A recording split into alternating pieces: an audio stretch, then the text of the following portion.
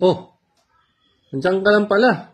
Kanina pa kita hinahanap eh. Anong ginagawa mo dyan? Malamang, nakikita mo nung gusto kong lagyan niya ng ilaw. Dito ka nga, nandiyan ka na pala eh. Ikaw na magkabit nito.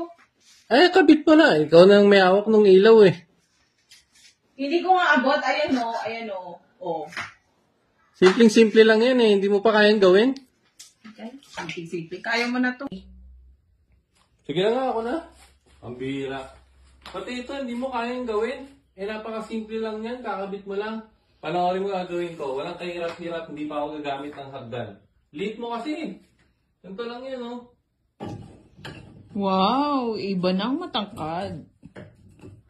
Oh. Oh, ganito lang yan. Ang bihira. Simple lang eh. Kakailanganin nyo pa ng hagdan.